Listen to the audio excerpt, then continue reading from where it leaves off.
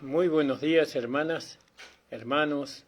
Agradecido al Señor por estar una vez más con todos ustedes para poder transmitirle la palabra de nuestro Dios, de nuestro Señor Jesucristo. Gracias le damos al Señor por hoy día miércoles. Hoy creo que es fecha 18, 19, por ahí estaremos, del mes de diciembre. Agradecido al Señor por la salud, por la cual nos hemos levantado, por el descanso que hemos recibido, porque nos guarda en todo tiempo y en todo momento. Gracias le damos al Señor porque nuestro nombre está escrito en el libro de los vivientes. Gracias por la esperanza de vida eterna que tenemos en Cristo Jesús, porque nuestro nombre está escrito en el libro de la vida. Le pedimos al Señor en esta mañana que su voluntad sea hecha en los cielos y en la tierra. Alabado sea el Señor. Gracias le damos porque Él nos ama a pesar de todo, ¿no? Él nos ama por medio de la obra redentora de nuestro Señor Jesucristo, porque la verdad que no nos ama por medio de que Jesucristo derramó su sangre, su vida en favor de nosotros, y ahora fuimos comprados, ¿no?, para poder servirle al Señor como esclavos por amor. Gracias le damos, Señor, hermano, agradecido, contento estamos de tenerlo en nuestra vida. Gracias por tanto amor que Él nos brindó, a pesar de que nosotros, por lo menos el que les habla, no fue muy fiel, pero Él permaneció fiel siempre. A Él sea la gloria, la honra, la alabanza, por siempre y para siempre, hermano. Saludo a la iglesia de nuestro Señor Jesucristo, ubicada en la calle José Hernández 384 del barrio del Tambo, a cada hermana y hermano que se congrega en la iglesia. Saludo también al pastor Juan Tiquiboco en Bolivia. El Señor bendiga a nuestra hermana amada, nuestra hermana Rosemary, que es la esposa de nuestro hermano Juan Tiquiboco, a sus hijos, Jesús y Celeste.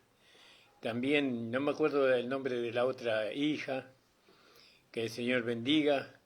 Melanie, creo que se llama la otra hija del hermano Tiquiboco. El Señor bendiga a Melanie y bueno, bendiga su vida. Y bueno, esperamos algún día poder ir a Bolivia, ¿no?, a inaugurar ahí el salón de reunión y que los hermanos hicieron para que se hagan reuniones de culto. Gracias le damos al Señor. También quiero saludar al pastor Gamarra, Jorge Gamarra, Jorge Orlando Gamarra. Que el Señor bendiga grandemente a él y a su esposa, Nilda Candia, que están en misiones. El Señor le bendiga grandemente a ellos. El Señor le bendiga para que él pueda hacer, ¿no?, en misiones lo que él es, digamos, lo que quiere hacer, que es establecer el mensaje o el evangelio de la gracia.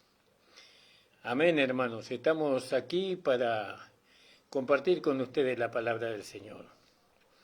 Y estamos leyendo en Timoteo, primera de Timoteo. Vamos a seguir a ver qué nos da el Señor, ¿verdad?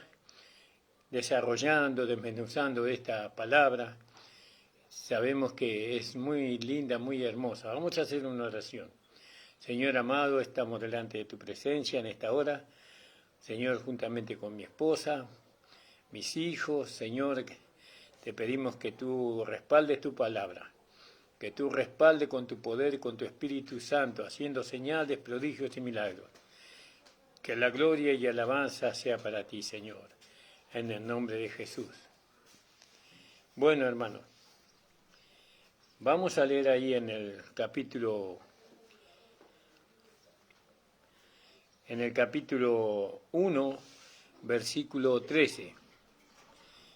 Dice, habiendo sido antes blasfemo y perseguidor, injuriador. Es decir, que un injuriador es una persona que ofende para desacreditar la estima o la estimación de alguien. Él era un injuriador. Mas fui recibido a misericordia porque lo hice en ignorancia en incredulidad. Mas la gracia de nuestro Señor, ¿no? La gracia de nuestro Señor fue más abundante con la fe y el amor que es en Cristo Jesús. ¿Vio cómo podemos ver acá cómo la gracia necesita, ¿no? O perdón, la misericordia, ¿no? de Dios,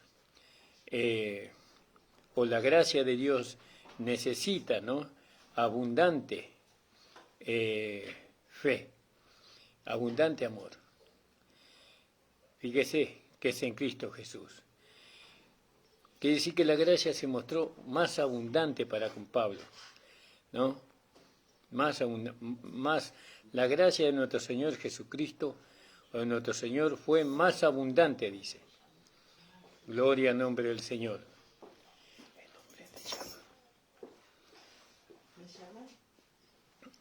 Estaba diciéndole a mi esposa que la llamaban. Bueno,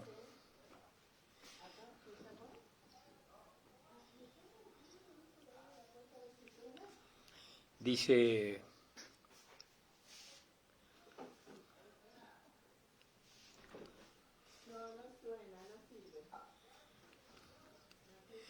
gracias le damos al Señor. Disculpen, hermano, estaba meditando en algunas cosas.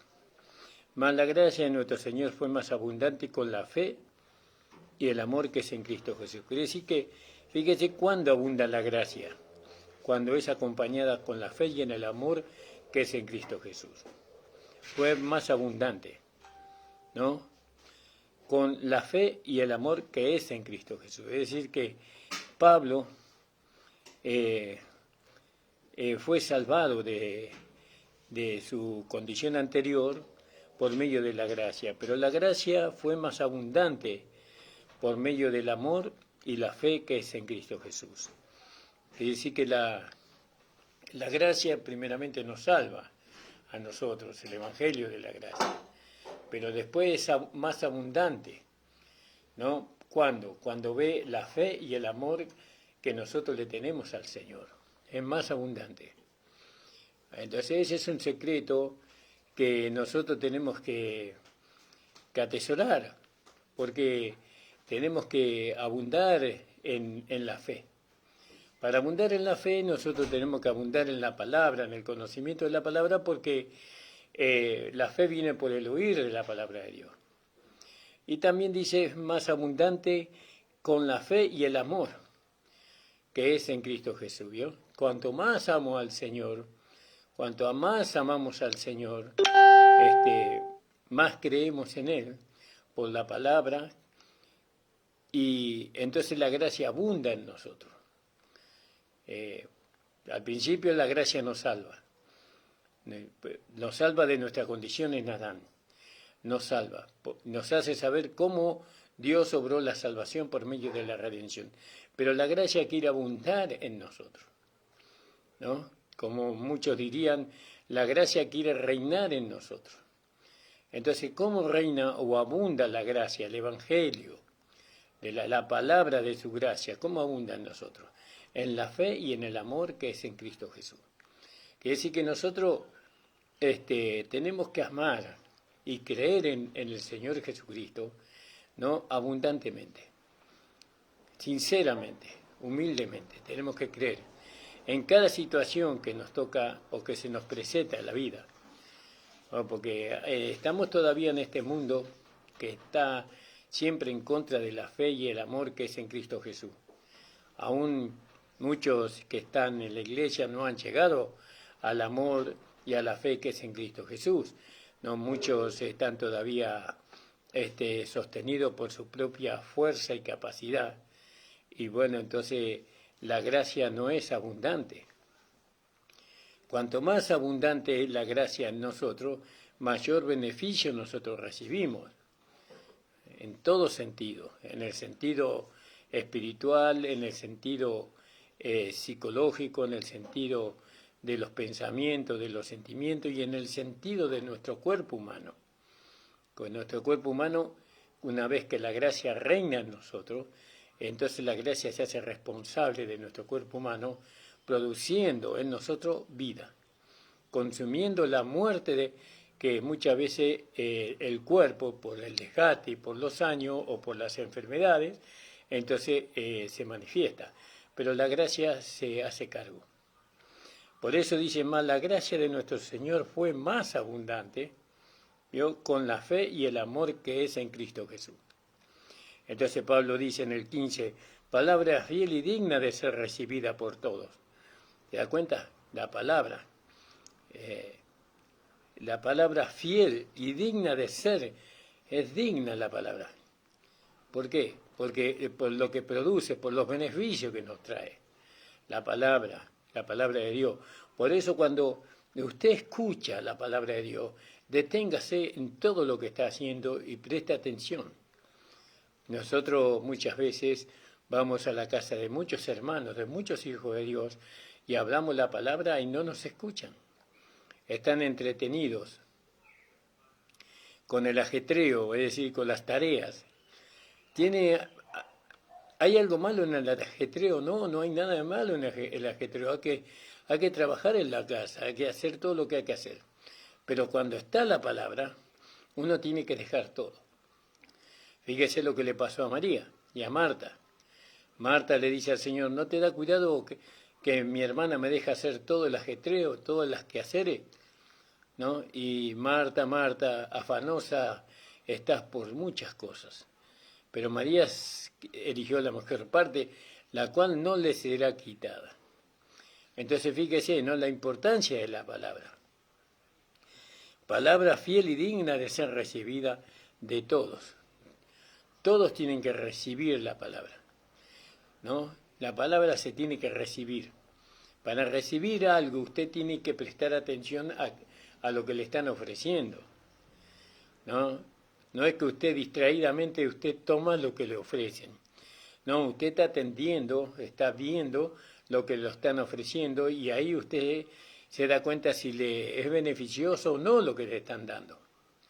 Porque por ahí le están ofreciendo una víbora, no venenosa, y usted no la ve, la toma solamente sin prestar atención y termina picándole y después ocasionándole la muerte. Es un ejemplo tonto, ¿no? Pero recibir la palabra. La palabra fiel y digna, ¿no? De mucha estima. A eso, la palabra tiene mucha estima por los beneficios que nos da la palabra de Dios. La palabra de Dios es más que palabras o letras escritas en el libro. La palabra de Dios es poderosa, ¿no? Que va trabajando en nosotros, que va derribando todo argumento, todo razonamiento humano. No es la palabra de Dios. La palabra de Dios va produciendo en nosotros, ¿no?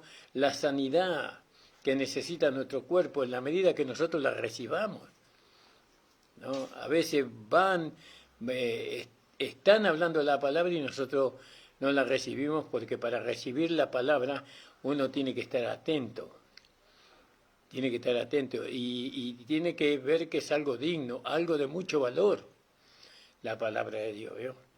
Palabra fiel y digna de ser recibida de todos. Que Cristo Jesús vino al mundo para salvar a los pecadores. ¿Vio? Cristo Jesús vino al mundo, ¿no? Cristo Jesús dice. Vino al mundo para salvar a todos, dice. ¿Vio? Y ahí está.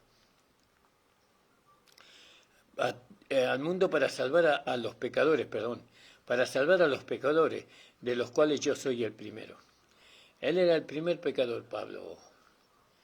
Se consideraba el primer pecador. Por eso fue el primer apóstol. Por eso fue el primer maestro de la iglesia, después de Cristo, ¿no? Él fue el primero. Fue el primer pecador, pero después el primer apóstol, maestro y predicador de la iglesia. Mas por esto fui recibido a misericordia. ¿Para qué fue recibido a mí? Para que Jesucristo, ya habla del Señor Jesucristo resucitado, mostrase en mí el primero toda su clemencia para ejemplos de los que habían de creer en Él para vida eterna. Entonces, fíjese, Pablo decía, yo fui el primer salvado de los pecadores. ¿No? Lógicamente que nosotros sabemos que hubieron otros salvados antes que Pablo, pero acá él dice, yo fui el primero, ¿no? Mas por esto fui recibido a misericordia para que Jesucristo mostrase en mí el primero toda su clemencia. Fíjese, él fue el primer apóstol de la iglesia, fue el primer maestro, predicador, ¿no? Y él fue él se considera el primer pecador que fue salvado, ¿no? No era digno él de ser llamado apóstol porque era perseguidor de la iglesia, pero Dios usó su clemencia, su misericordia, ¿no? Por medio de su gracia, y la gracia abundó en la vida de Pablo porque él recibió la palabra, ¿no? Dio valor a la palabra que el Señor le había hablado, sabiendo de quién venía esa palabra. ¿Quién eres tú? Yo soy Jesús a quien tú persigues. Entonces, fíjese, él fue recibido a misericordia, para que Jesucristo mostrase en mí el primero toda su clemencia, para ejemplo de los que habían de creer en él para vida eterna. Ahí está. ¿Cuándo uno obtiene la vida eterna? Cuando cree en él. Cuando creemos en Jesucristo, obtenemos la vida eterna. Por lo tanto, al Rey de los siglos, e inmortal, e invisible, al solo sabio Dios, sea honor, gloria, por los siglos de los siglos. Amén. Él alababa a Dios. Él ponía a Dios en el lugar más alto de su ser. Por tanto, al Rey de los siglos, de los tiempos, de las edades, inmortal, que ya no puede morir, invisible, porque no está ahora en este mundo, al solo sabio Dios, sea honor, gloria por los siglos de los siglos. Amén. Yo siempre cuando veo la palabra Dios en la Biblia, siempre lo relaciono con la Trinidad, ¿no? Al Padre, al Hijo y al Espíritu Santo. Estos tres son Dios, un solo Dios. Tres personas distintas y un solo Dios verdadero. Así es, tres oficios diferentes. Entonces, ¿quién es el Rey invisible? ¿No? Por tanto, al Rey de los siglos, inmortal, invisible, al solo sabio Dios, al Padre, al Hijo y al Espíritu Santo, sea honor, gloria por los siglos de los siglos. Amén. Este mandamiento, dice Pablo, Hijo mío, Timoteo, te encargo, para que conforme a las profecías pasadas de ti, ¿vio? ¿Quién era? Él no era el hijo natural de Pablo, Timoteo, sino que era el hijo espiritual de Pablo. No, te encargo, hijo mío. Es un encargo, es como una orden, ¿no? Te encargo para que, hijo mío, Timoteo, te encargo, hijo mío, Timoteo, para que conforme a las profecías pasadas de ti. Quiere decir que había alguna profecía relacionada a Timoteo, porque en el versículo 2 dice, a Timoteo, verdadero hijo en la fe, gracia, misericordia y paz de Dios nuestro Padre y del Señor Jesucristo. ¿Vio? Conforme a las profecías, dice, ahí en el capítulo 4, versículo 12, 4:12, dice, ninguno tenga en poco tu juventud, pero sé ejemplo de los fieles en palabra, en conversación, en amor, en espíritu, en fe, en limpieza, en pureza. Nadie te tenga en poco, ¿no? Nadie. Se ve que él era un hombre joven. Y antes vio, en el tiempo de antes, los jóvenes no se lo tenía en cuenta, porque la palabra del hombre mayor era la que se tenía en cuenta, la palabra de hombres de más de 50 años, ¿no? Pero los jóvenes no. Los jóvenes no se lo tenían en cuenta. Pero Pablo le dice, no descuides el don que está en ti, que te es dada por la profecía con la imposición de las manos del presbiterio. Entonces, fíjese, hermano amado,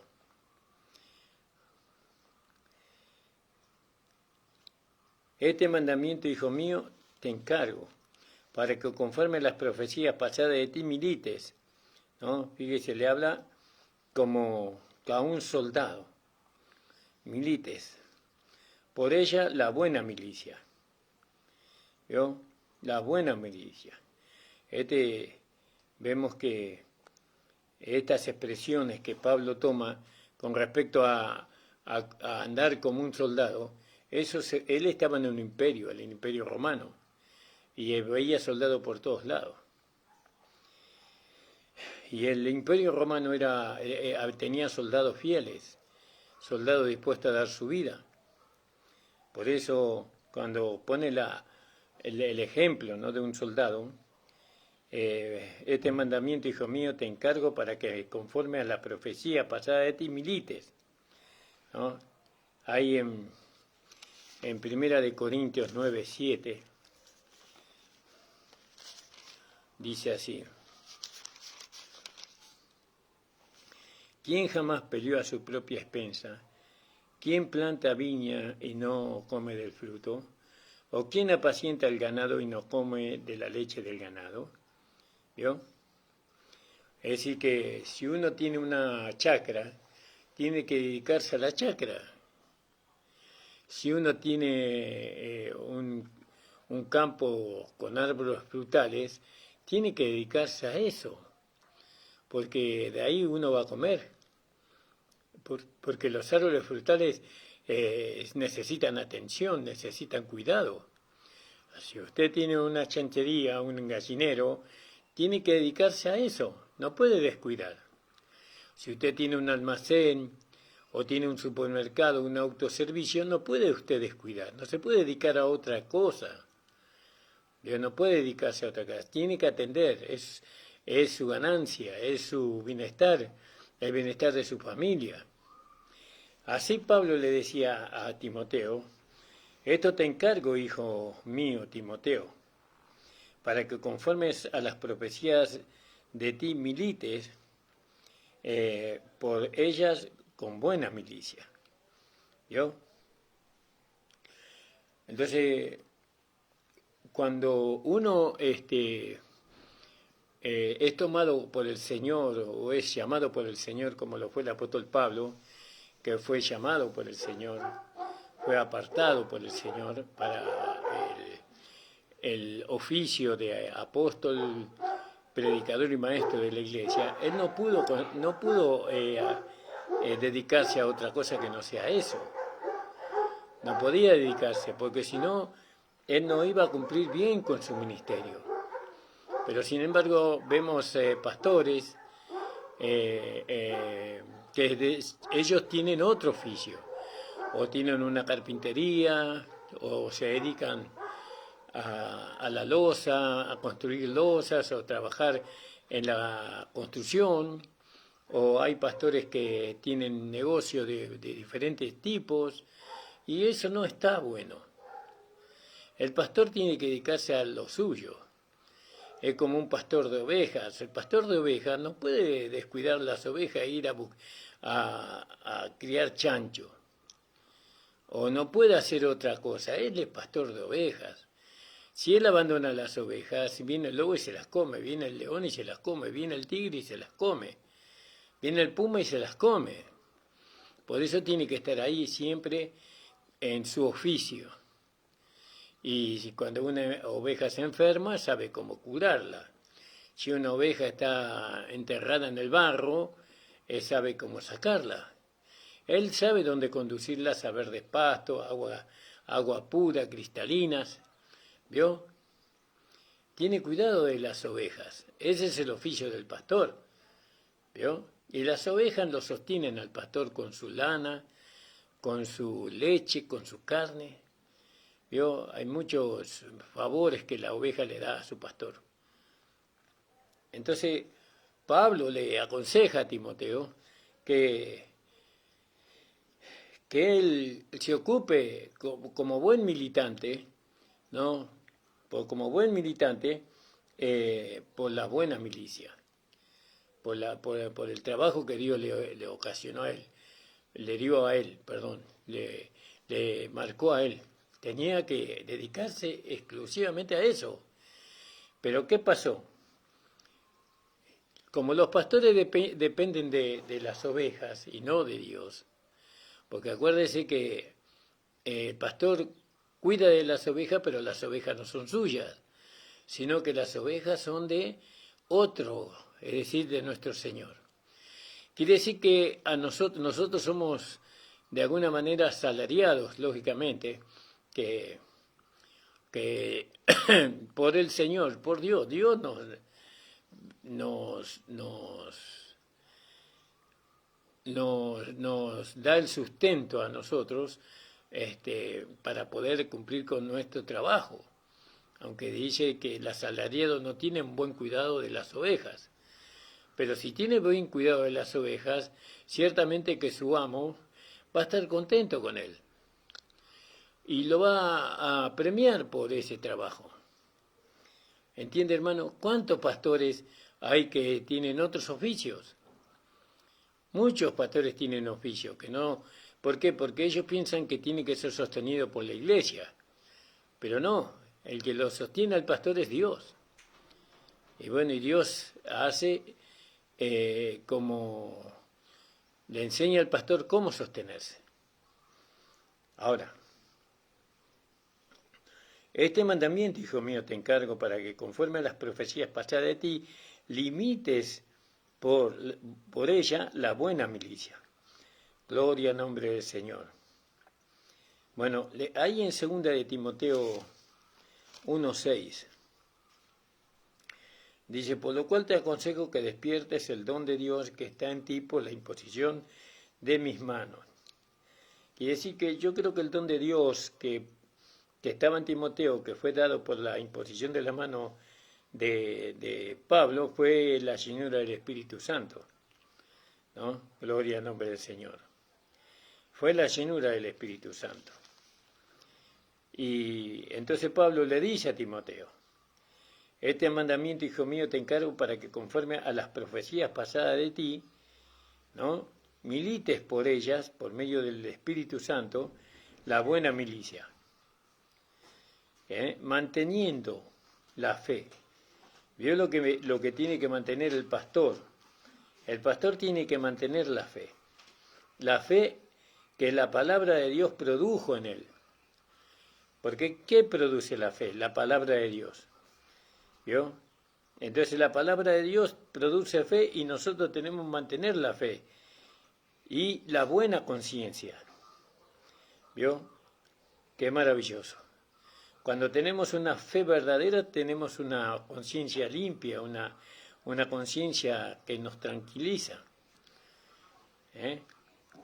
¿Cuántos pastores no tienen limpia su conciencia? No porque están haciendo algún pecado de fornicación y de adulterio, sino porque no están cumpliendo bien con su pastorado, porque no hacen visitación, no están al tanto de lo que viven las ovejas, de cómo están sus ovejas, no hacen el trabajo.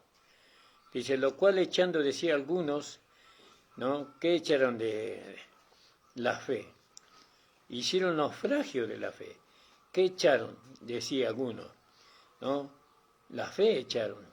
Hicieron naufragio de la fe, de los cuales son Himeneo y Alejandro, los cuales entregué a Satanás para que aprendan a no blasfemar.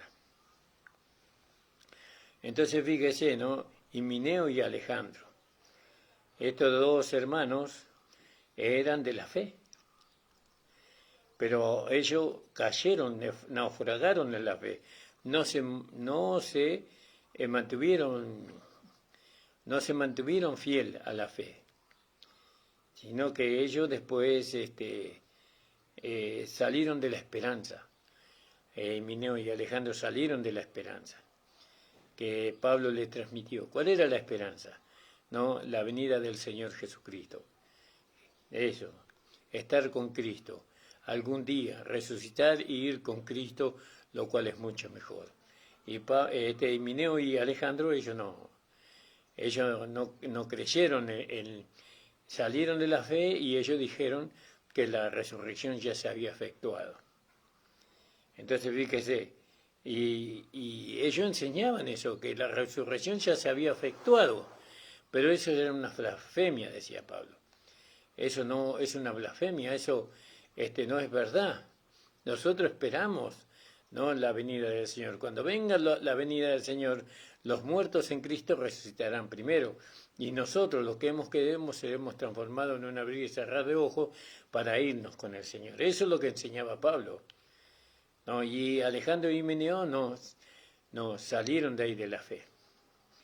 La fe provenía de la enseñanza que Pablo daba, así como la fe proviene de la enseñanza que el pastor da, ¿no? El pastor produce fe en los corazones de aquellos que escuchan la palabra, ¿no? ¿Por medio de qué? Por medio del Evangelio verdadero, por medio de la palabra verdadera del Evangelio. Entonces estos dos hermanos eran hermanos en Cristo. Estos dos hermanos hicieron naufragio de la fe. Y Pablo los entregó a Satanás. Eso es lo que hacía Pablo, ¿no? Pablo, así como en el 1 Corintios 5:5, que Pablo entregó a este hombre que tenía la mujer de su padre, la entregó a Satanás. No, eso es algo, son pecados terribles, como tener la esposa de otro, como adueñarse de la iglesia, como ponerse como cabeza de la iglesia. Eso es algo muy, muy peligroso para aquel que lo hace.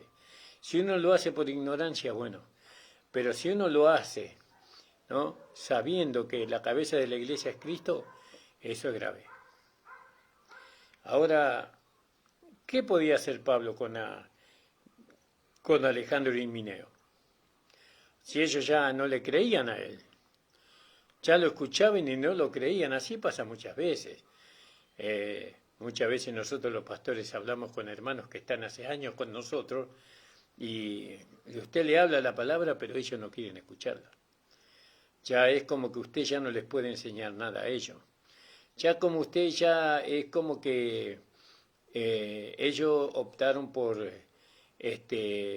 interpretar ellos mismos la palabra de Dios y dar ese conocimiento que según Dios le da.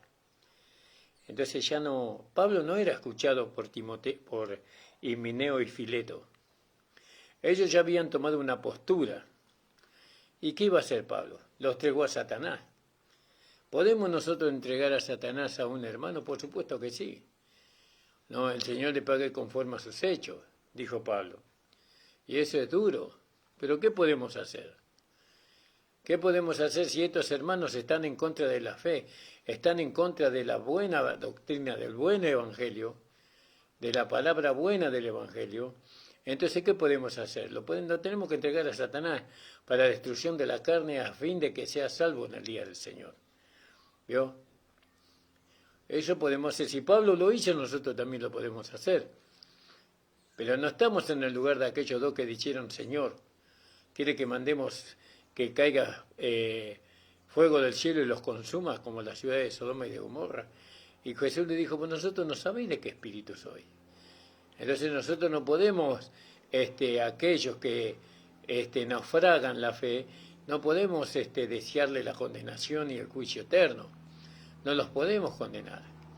Pero dado, por ejemplo, el daño que estaba haciendo Himeneo y Fileto, que era un daño a la enseñanza, a la doctrina y a la iglesia, entonces Pablo deseaba, o los había entregado a Satanás para la destrucción de la carne, para una muerte prematura, por así decirlo. Y eso es terrible. No sabemos, por lo menos yo no tengo conocimiento de cómo murió Himeneo y Alejandro, pero no creo que hayan tenido una muerte tranquila, porque ellos se levantaron contra el Señor, se levantaron contra la iglesia del Señor, se levantaron contra el maestro que Dios había colocado, contra la enseñanza, contra la doctrina que le había enseñado. Y eso no es bueno, hermano. No es bueno hacer eso. Porque no se está levantando contra un hombre, se está levantando contra la palabra que este hombre predicó, la cual le fue dada de Dios, le fue dada por medio del Señor Jesucristo. Y el Espíritu Santo dio testimonio que es la palabra verdadera. Entonces, ir en contra de lo que Dios estableció no es gratis eso. Por eso nosotros tenemos que ser sumisos, tenemos que ser humildes en la manera de pensar y en la manera de sentir, ¿no? Rechazar. Fíjese que estos dos hombres rechazaron la enseñanza que Pablo les había dado a ellos. Rechazaron, naufragaron de la fe. Es decir, que la fe ellos ya no creían. Ya no tenía valor la fe en la vida de ellos. Y entonces, ¿qué hizo Pablo? Lo entregó a Satanás. Gloria, no es triste, no nos gozamos por eso. Yo no me gozo por eso, hermano. Es triste, para Pablo había sido algo muy triste, pero era tanto el daño que se le hacía a la iglesia, tanto el daño que se le hacía a los convertidos, a los hermanos, llevándolos al error, llevándolo a una enseñanza, ¿no?, que no era conforme a lo que Dios le había dado al apóstol Pablo. Eso es un error, ¿no? ¿Qué podemos hacer nosotros? Entregarlos a Satanás, ¿no?, como hacía el apóstol Pablo, ¿no?, para que su cuerpo sea consumido, pero él sea salvo en el día del Señor. Entonces fíjese que la amonestación que Pablo le hacía a Timoteo, pues dado Timoteo era sucesor de Pablo, dice: palabra fiel y digna de ser recibida de todos, que Cristo Jesús vino al mundo para salvar a los pecadores, de los cuales yo soy el primero. No más, por esto fui recibido a misericordia, para que Jesucristo mostrase en mí el primero toda su clemencia para ejemplo de los que habían de creer en él para vida eterna. Por tanto, al Rey de los siglos, inmortal, invisible, al solo sabio sea Dios, al solo sabio Dios, sea honor, gloria, por los siglos de los siglos. Amén. Este mandamiento, hijo mío, te encargo, para que conforme a las profecías pasadas de ti milites la buena milicia, milites por ella las buenas milicias, manteniendo la fe y buena conciencia, la cual echando de sí algunos hicieron naufragio de la fe, de los cuales son Himeneo y Alejandro, a los cuales entrega Satanás para que aprendan a no blasfemar. Qué triste esto, hermano. No es así tan fácil entregar a un hermano a Satanás. Pero sabemos que lo entregamos a Satanás porque su alma ya le pertenece al Señor. Su espíritu ya le pertenece al Señor. Satanás no puede tomar su espíritu ni su alma, solamente su carne. Es triste. Yo me imagino la tristeza del apóstol Pablo, la tristeza de este maestro apóstol, de este colocador de fundamento, habrá sido entregar a estos hermanos a Satanás. Entregar a un hermano a Satanás, eso es algo terrible, hermano, caer en las manos del diablo. ¿Sabe lo que es eso? Una vida. Que Dios nos guarde, que Dios nos guarde. En el capítulo 2:1 dice: amonesto, pues, ante todas las cosas que se hagan rogativas, oraciones y peticiones, acciones de hacimientos de gracia por todos los hombres. Esto amonesto, que se hagan rogativas oraciones. ¿Vio? Son oraciones de petición en favor de, ¿no? Que se hagan rogativas, oraciones y peticiones, hacimientos de gracia por todos los hombres, por todos, por los reyes y por todos los que están en eminencia, para que vivamos quieta y reposadamente en toda piedad y honestidad. Alabado sea el Señor. Alabado sea mi Señor. Que el Señor tenga misericordia, ¿no? Tenga misericordia, ¿no?, de los reyes. Nosotros tenemos que tenemos que vivir en paz para poder edificar la iglesia. ¿Vio? Porque esto es bueno y agradable delante de Dios, que oremos por los gobernantes, que oremos por aquellos que están gobernando nuestro país. Tenemos que, sin enredarnos en sus asuntos, ¿no? Tenemos que orar para que ellos puedan buscar a Dios, para que ellos puedan ser hombres verdaderos, honestos, justos. Dice, el cual quiere que todos los hombres sean salvos. Dios quiere que todos los hombres sean salvos y que vengan al conocimiento de la verdad. Él quiere eso. Entonces, hijo Timoteo, ¿no? Mantente firme en la fe y el conocimiento de Dios. ¿Cuál es la voluntad de Dios? Que todos los hombres sean salvos. Él quiere que todos los hombres sean salvos y que vengan al conocimiento de la verdad. Vio como ahí son dos tiempos diferentes. Primero ser salvo y después venir al conocimiento de la verdad. Cuando uno es salvo no tiene conocimiento de la verdad. Cuando uno es salvo en su primer paso. Sino que él tiene que adquirir ese conocimiento. ¿Vio? Tiene que adquirir el conocimiento de la verdad. Y eso por medio de ¿qué? De la palabra que nos hablan aquellos dones, hombres dones que Dios levantó para que nosotros pudiéramos ser formados en el conocimiento de la palabra y que la vida que hemos recibido pueda ser desarrollada por medio de la palabra también, que es el alimento. Dice, porque hay un Dios asimismo y un mediador. Porque hay un Dios, asimismo un mediador, entre Dios y los hombres, Jesucristo hombre.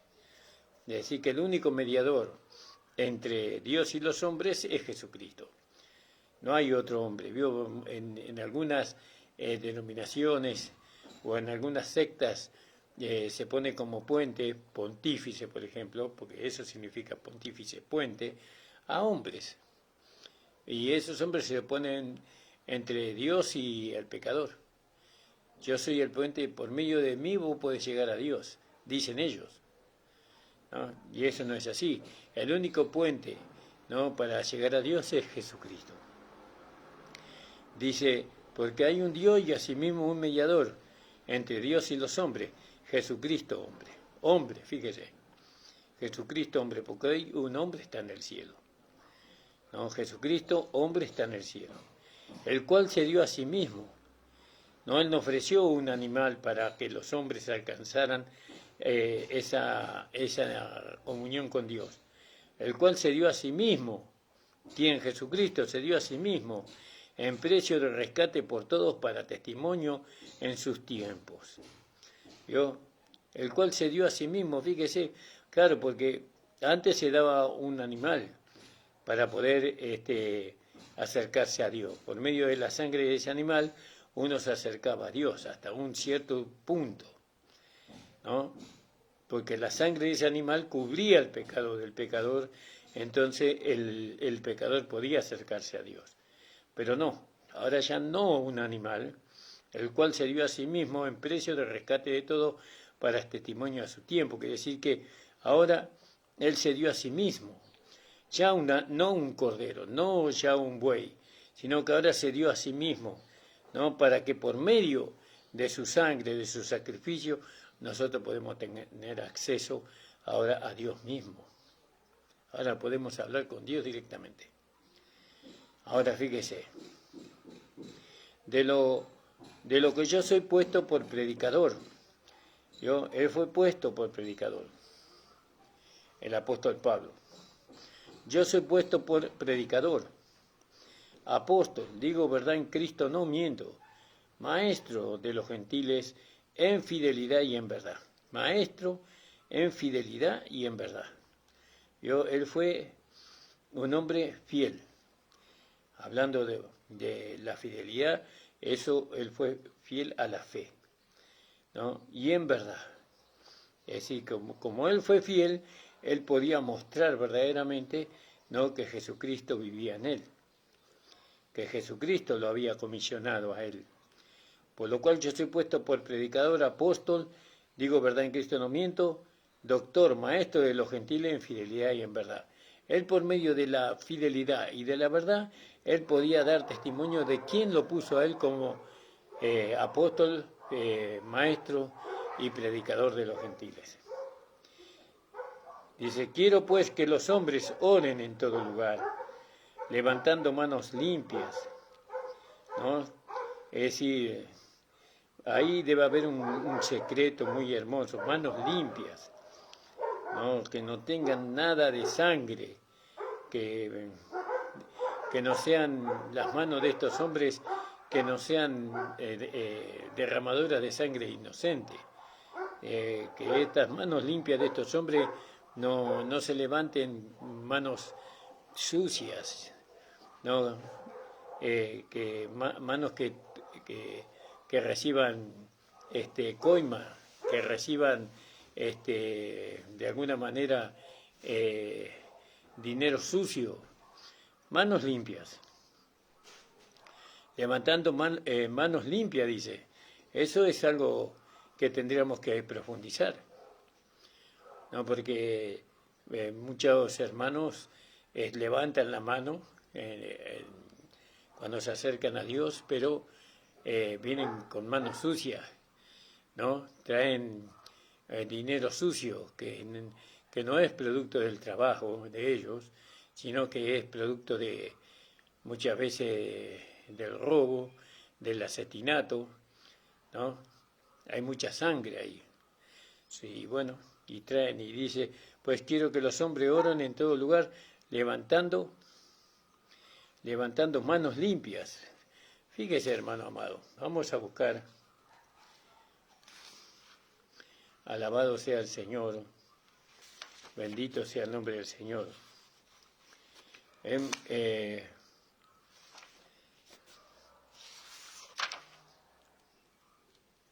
No, disculpen, hermano, ¿no? Estoy consultando con mis apuntes, ¿no?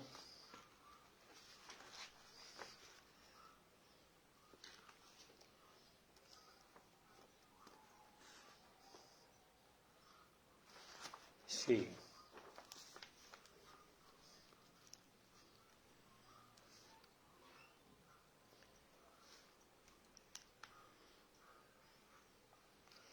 Estoy buscando en mis apuntes algo que...